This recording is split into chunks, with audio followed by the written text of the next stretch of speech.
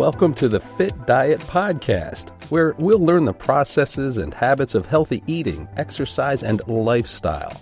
Food for fitness, if you will, with the founders of MindMuscleMemory.com, Miles Beccia and Greg Rando. Miles' expertise with programs and coaching have led him to training thousands of clients all over for the last 2 decades with enormous success, and he's dedicated himself to transforming the course of fitness and health for many. And his partner Greg has his own unique skill set as a professional in the world of bodybuilding, with the ability to teach and inspire all he comes in contact with. Join me now as we discover the secrets of sticky fibers and proper habits and how to implement the mind-muscle memory lifestyle. Welcome in and thanks for listening. And welcome to this episode of the Fit Diet Podcast with the founders of MindMuscleMemory.com. Once again, Mr. Miles Beccia and Greg Rando. How you doing, fellas, today? Miles, how are you today in this Memorial Day week after? Doing excellent, Bobby. Thanks. It's been a very very busy week here, shortened up week, but we're very thankful for the Memorial Day and all those that serve and have served in the past, and we look forward to this coming episode here. Absolutely. And Greg Rando, are you on the line, my friend? Yes, sir. I am here. Now, Greg, and I'm also doing. Well, I understand that you may have to leave the call just a little bit early for a personal matter, which is certainly understandable. But we'll hustle through and give the folks as much awesome information. Today's topic, gentlemen, on the M3 Fit Diet Podcast is the top 3 reasons carbohydrates are essential to your success in the gym. And I'm always curious to learn more about the mystery of the carb or the carbohydrate. So much has been said about carbohydrates over the years. I mean, the media with the fad diet creators and, possibly even friends, they'll come out of the woodwork and they want you all to believe, that the carbs are the enemy. They're the reason you aren't successfully reaching your goals. And the truth is they're right. But carbohydrates could be linked to why you aren't reaching your goals and finding the success you are looking for in the gym, but not in the way you would think. I'd like to have Miles, if you could elaborate on that a little bit. Give us the mystery. Sure, Bobby. I mean, there's many parts to the mystery, so we might, have plenty of things to say on this topic. But we really, what I'd like to start with is to say that our carbohydrates useful in our body. Well, they're held in those muscles and in our as our primary source of energy for our muscles, and we also have them should be running throughout our bloodstream to provide our mind with some energy. So, in order for us to even be fully focused and have a clear head on our shoulders, and maybe have the energy in our mind to be able to come up with what we want to do next for our saving in the gym and for our sets and our repetitions, and how well are we listening to our muscles' feedback? Are they getting burnt out of some sugar because that's stored in them, right? Mm-hmm. So they're so essential that we have to maintain a steady regiment of having them come in every day and digest appropriately as well. And so many people come up with that. I need a sugar fix because the blood sugars do go low. The blood sugars can go up and down so quickly. So we want to keep our blood sugars even and keep our mind clear with that with the carbohydrates that we do take in. And we don't want to do it with bunches of candy or sugar or drinks and things like that. We want to do it from good essential sources. It's funny, Greg, you can certainly attest to this being an IFBB pro bodybuilder and myself as an amateur towards the end of the preparation for a competition. I think the common denominator and information that many are given is to cut back carbs, really restrict them. And Miles, you bring up a fantastic point, because when I've done that in the past, prepping for a competition, I seem flighty. I can't focus. I'm disoriented. Yeah, I definitely hear that, and that's for sure. Yeah, what do you think, Greg? What do you think about that? Yeah, carbohydrates play so many roles in our ability to, produce and use physical energy, but the role it plays in mental energy sometimes is undervalued. We sometimes go in the gym and we're not nourished or replenished the way we should be or the way we could be, and that affects our workouts. Whether it's our inability, we talk a lot about the mind-muscle connection, and sugar and glucose being the main nutrient to energize the brain and provide focus for the brain, and also usable, sustainable energy physically. So, to have a mind-body connection, we have to also appreciate the role nutrition plays in that. Definitely. Now, there's 3 ways carbohydrates are the foundation to our success in the gym. If you fellas could elaborate on those 3 ways and speak to that, that would be so helpful, I think. What do you think, Miles?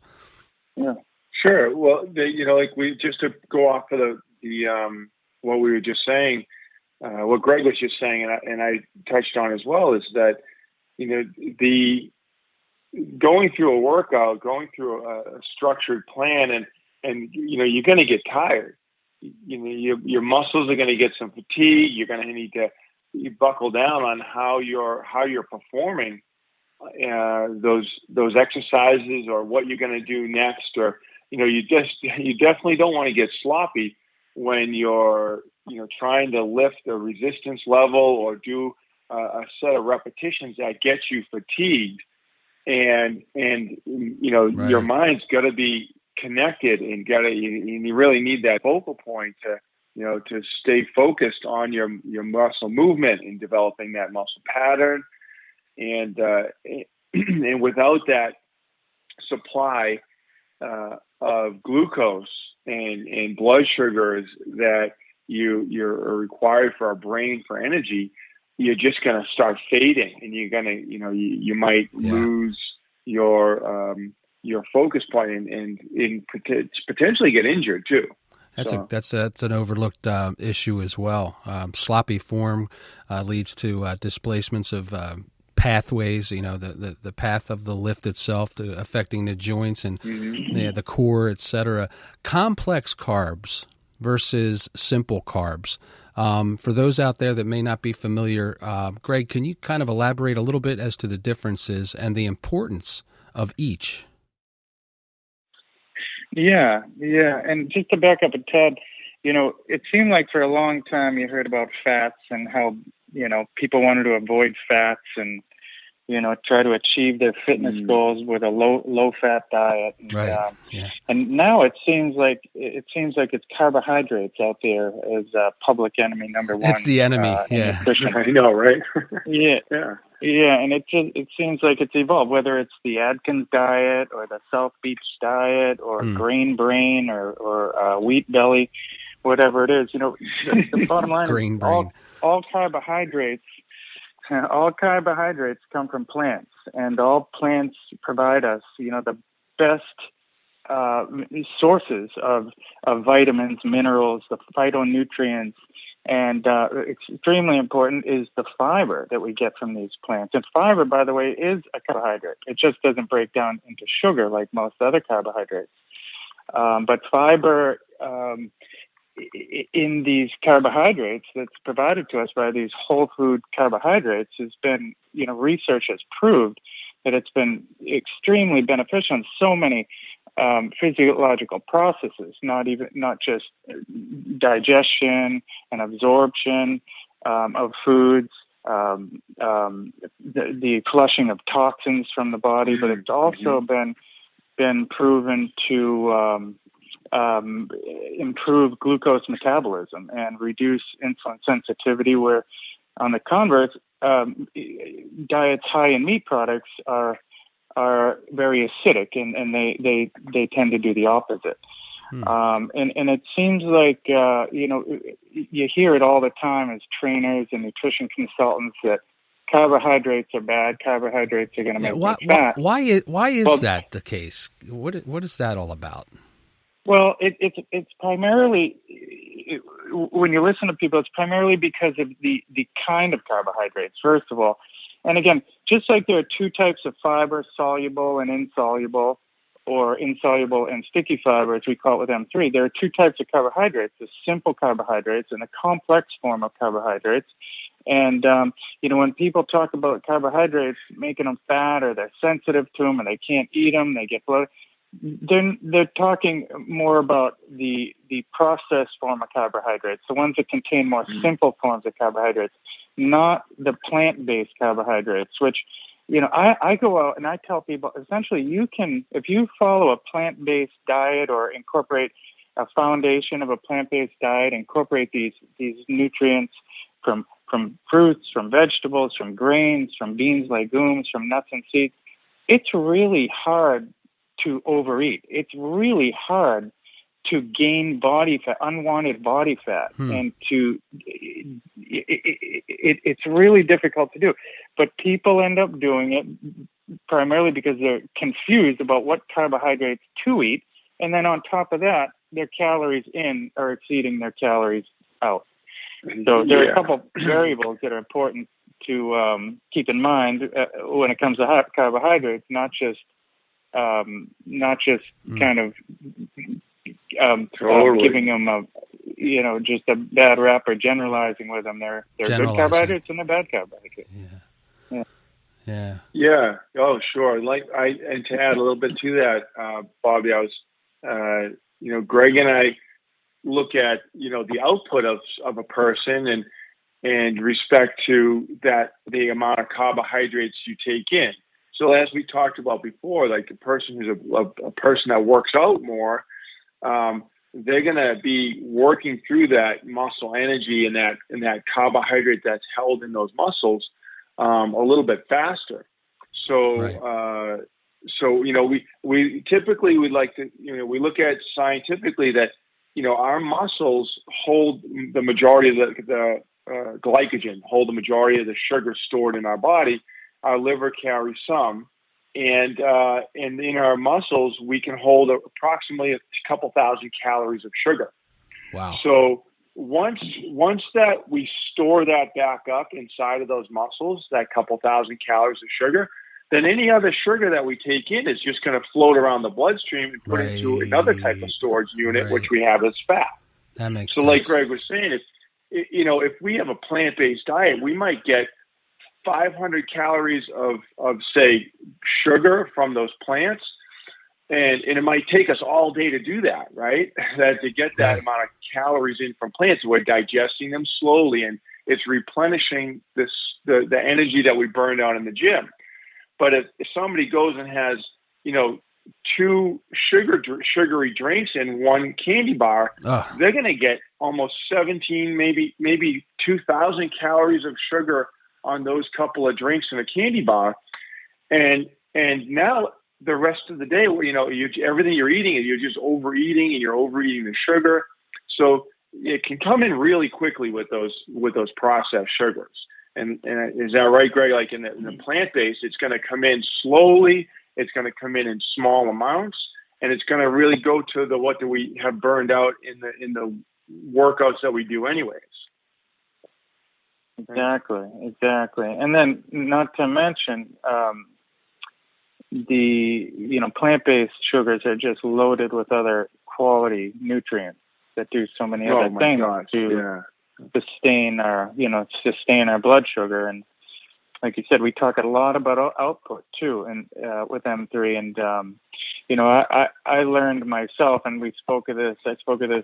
We get one of the past episodes about how I just remember myself sitting on a chest press machine in the middle of the day after I trained a few clients, had a couple meals, and just said something just isn't right. I've been at this for years, and I have my ebbs and flows, but I kind of hit a point where I feel like I hit a plateau, and I was searching for other nutrient components, supplement components, creatine, the glutamine, things that could help me with anabolism.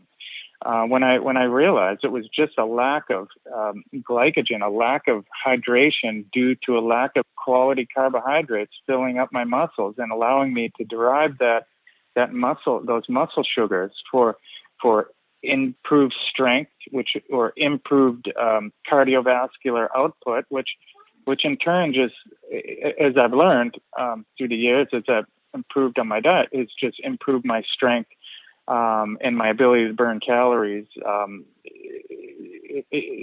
tenfold. Just really because I'm focusing more on quality carbohydrates and instead of minimizing them. And at the time, I was in a low carb diet, trying to moderate my body fat. Right. Try to keep my body fat at a level that I wanted. When in the end, I increased my carbohydrates by a lot. I filled up my muscles with energy, and they got a lot more taut, a lot more tight, and that allowed me to, that provided me a lot more output for building strength and burning calories. As I was saying, and filling out my muscles, which actually made me feel and appear leaner. It's the same body fat while I was loading up on carbohydrates on a regular basis instead of depriving myself of them. Yeah. So intriguing. I mean, the mantra out there that, mind muscle memory, the M3 process looks to counter is, educating. And, it's funny, I guess just through, circling back to the fact that, it's public enemy number one, and it was fats, not, in the years back. And it just seems that everything comes under the magnifying glass, and then it's programmed into us as a populace, as a mainstream population. And I see it in the supplement industry. How many times, fellas, do we go to the gym and we'll see these youngsters just loading up on those sugary pre-workouts, those sugary drinks, and they're amped up. I just look at them and my heart aches, literally, just in terms of observation. It's insane. It seems so counter. I'm getting a call from the hospital. I'm sorry. Oh, no, jump off, Greg. We'll talk to you in a little bit, buddy. Please. All the best. Please, Greg. Yeah, our thoughts with you guys. All the best, Greg. So, Miles, I just find that intriguing that it's almost like a programming. And you folks at M3 are really trying, going against the culture, but I think it's a slow drip. And I think the more that you encourage and experience your clients' success, it's going to fly in the face of that common education that's been going on, and we can, go against the tide a little bit. Yeah. Oh, sure, Bobby. And I want to make sure that we look maybe when we talk on part 2 of this episode, we can go more into what your how that carbohydrate surge, if you're having sugary drinks and things like that. You go in the gym, like you said, people might get amped up, and their that carbohydrate surge really is going against what you want, which is what you want to have your heart rate pace to be in control. Like, to have a very good aerobic heart rate is to actually be at 60, like at rest, 60 beats or less. And so many people feel like that they can artificially jump up their heart rate, and that's a good thing. But it's not really. We would like to maintain that we can, and we'll talk about this more, is that we want to maintain composure both, in our internal clock and in our mind, so that we're not just, kind of jumping that blood sugars up and down and controlling that and pushing that heart rate up artificially and down.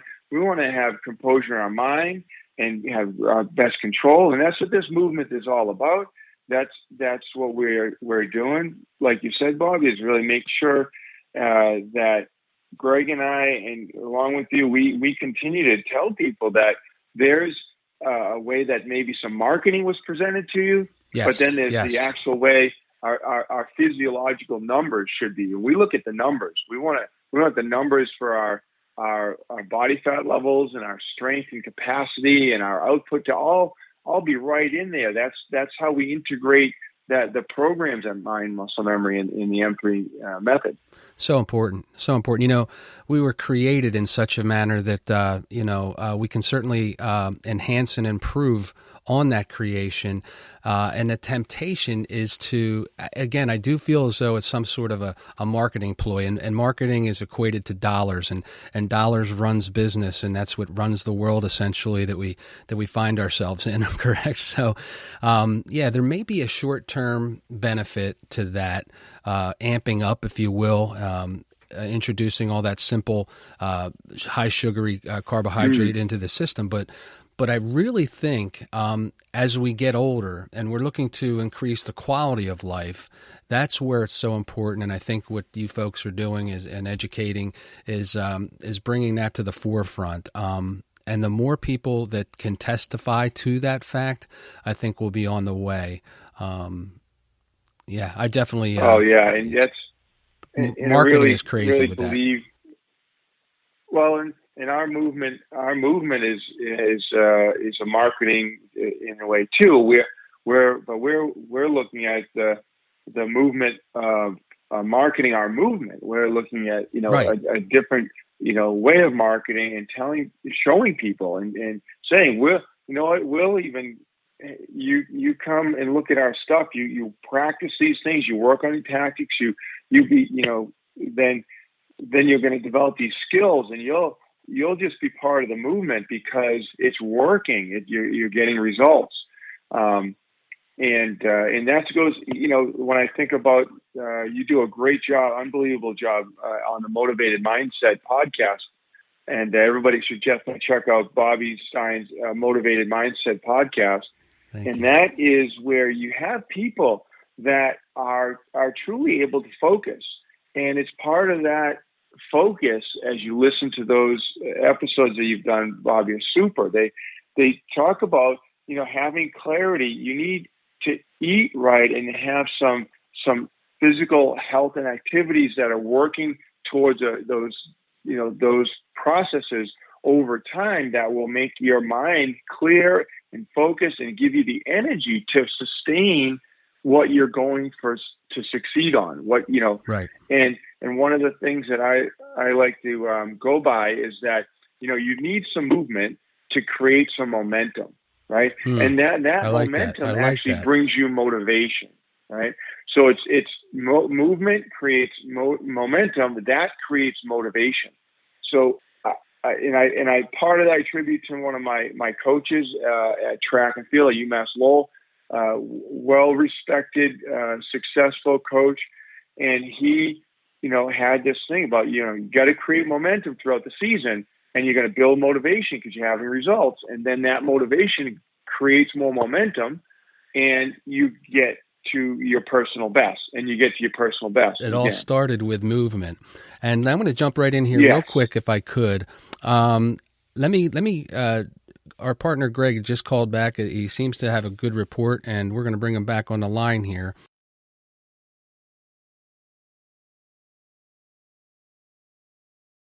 And miraculously, folks, he's back. Greg, how you doing, buddy? Thanks for rejoining us on the call, partner. Appreciate that. Yeah, sorry for breaking away for a minute. Yeah, don't let that happen again, okay? Because we're all technically challenged. We're technically challenged here as a group, and you're throwing a fly in the ointment for Pete's sake. Just quit it already. Just stop it. But what we were talking, you told me before. What we were chatting about in your absence there for a brief moment was the marketing campaign. Just elaborating a little further on the money that's involved with the supplement industry, the sugary drinks, and how it can be a quick fix, and it really appeals to that quick fix. And as we've been discussing, and will continue to do so in part two, the value and importance of the movement of the mind muscle memory, the M3 process. And Miles brings up a great point too, Greg. Maybe you can elaborate on it as well. He says movement equals momentum, equals motivation, and then it circles back on itself. And it's so key to get started, to get moving, to get the right nutrients in our system, which is going to subsequently create momentum. And then when we see the results of the momentum, it stokes that fire in terms of motivation. He also alluded briefly about the Motivated Mindset podcast, which I host. And part of the reason I created that podcast was to find and learn what makes people tick, what motivates their mindset. Entrepreneurs like yourselves, artists, musicians, just extraordinary people from all walks of life. And one of the common denominators that I have found is focus. And I'd like it, if you could, Greg, to elaborate on the importance of focus when it comes to just getting educated, and the importance of just taking those moments to educate yourself and its benefit long term. Yeah, I know for me, I got into, I've always been into sports, and as I got older, I found the sport of bodybuilding to stay competitive in and to continue to excel and improve at. But, I always said to people along the way, I'm doing this on my terms. I don't want to just be the biggest. I don't want to be the most cut. I don't want to be the most anything. I want to be my best, and I want to maximize my genetic potential. And I want to do that on my terms, meaning I want to achieve overall health first. I don't want to compromise my health to achieve some short-term goals. Even if it means just eating vast amounts of protein throughout the day, every day, day in and day out. It promotes metabolic acidosis, and with that we can. A whole host of degenerative diseases can begin at any age. So going through college as a health education major with Miles at UMass Lowell, we learned about a lot of various different aspects of health, and I always kept that in the back of my mind. I want my focus to remain on overall health first, and I've always thought that if you're healthy and you can provide balance throughout your body and within your cells the best you can, maintaining putting alkalized foods in your body to minimize acidosis or any environment that disease or injury can occur, is only going to help me in the long run. Right. So again, maintaining my focus on my principles of achieving overall health, and if I can achieve balance physically and physiologically throughout my body, I feel like I'll be able to achieve anything I set out to. And I could achieve any goals, not even just physically, but academically or socially, whatever they are. All these habits, health habits, they translate in many aspects of my life, and that's what I've found. That's what I like to convey to people, that okay, you want to get into a bodybuilding show, but if we are going to do this, we are going to consider your overall health. We're not going to step on that to go ahead and drive, red meat into you 3 times a day and cut back on your carbs and lower your fats and kill your metabolism. And, we need to work with the body to maximize our results. Well, Greg, you certainly, health first. I mean, look at you, Greg, Greg, you won bodybuilding titles and top placements in the 90s. And then in the 2000s, and then in 2010. So you basically, you're a testament to maintaining that health and that body for, those 3 decades so far. And you got, so it's you're about to enter into your 4th decade. Yeah, with no end in sight. Outstanding. We do this together, and yeah, and I've always, it's what Miles and I have always worked so good together, and Bob, you're just a sponge, and I love talking to you in and out of the gym because you ask great questions. You want to learn, and these are people that Miles and I have surrounded ourselves with from back in the days of Boston Nutrition and Strength Center, operating our fitness center, our education center, or going through college together.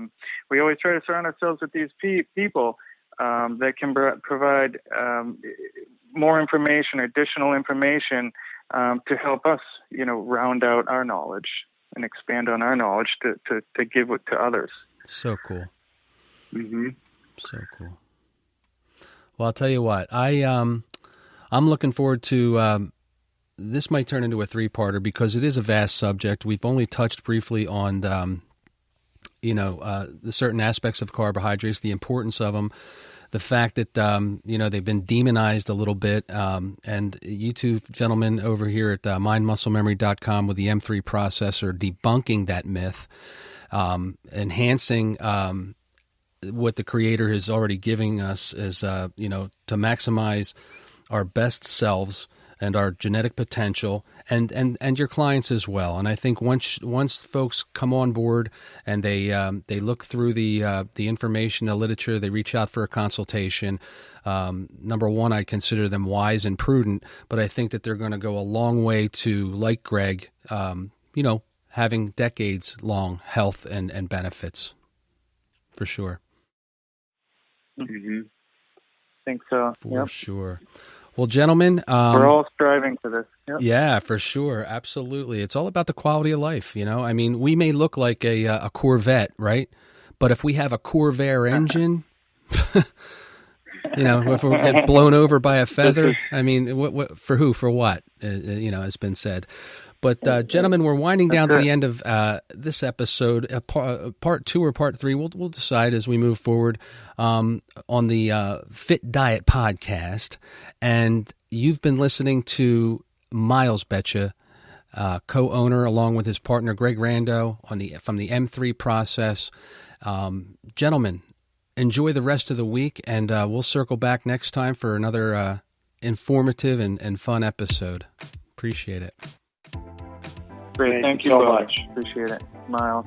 You've been listening to the Fit Diet Podcast, and until next time, take good care.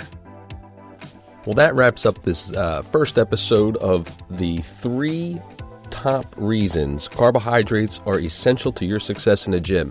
Lots to go over. We're going to pick it back up for episode number 2.